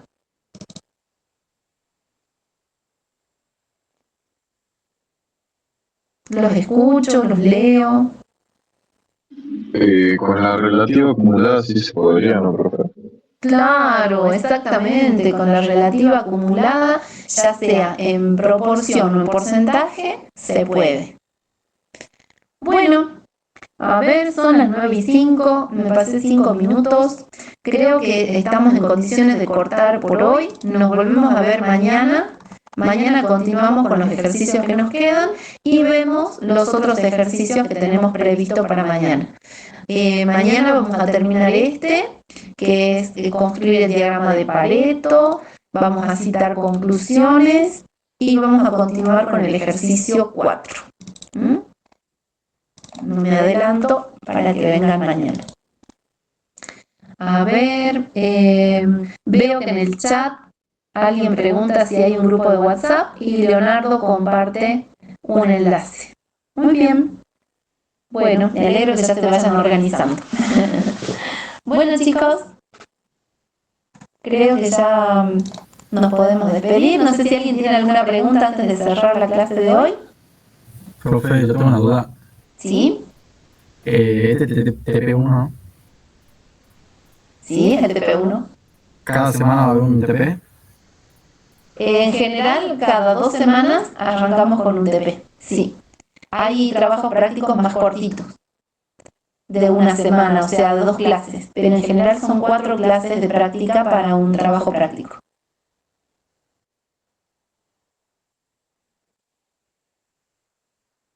Con esto les quiero decir que tienen que dedicarle horas silla, horas silla al estudio. Estudiar la materia implica leer, comprender y resolver los ejercicios. Ese es el secreto para aprobar y promocionar la materia. Bueno, nos vemos mañana. A ver, Florencia pregunta, ¿los parciales van a ser a carpeta abierta como el año pasado? Sí, Florencia, son a carpeta abierta. Para los nuevos, no se confíen, carpeta abierta, Florencia les va a poder explicar, no hay garantía de nada, es simplemente que van a tener una muleta. Eso, la carpeta abierta les da un poco de tranquilidad, simplemente si tienen alguna duda van a la carpeta a consultar. Así que bueno, es solo eso, no hay muchísimo tiempo tampoco para consultar. El que no sabe lo que busca, no entiende lo que encuentra, dice el dicho, ¿no? Así que hay que resolver los ejercicios para poder encontrar algo parecido a lo que se toma en el parcial. Esa es la idea. Gracias, Florencia, por preguntar. Leonardo se despide, de nada. Florencia aclara que es cuatrimestre. Sí, cuatrimestre. Quedó claro. Bueno, chicos, nos vemos mañana, si Dios quiere, 5:30. Espero que les haya gustado la primera clase. Como siempre, nos divertimos mucho en estas primeras clases. Nos vemos. Chao, ¿Mañana chao. virtual, profe?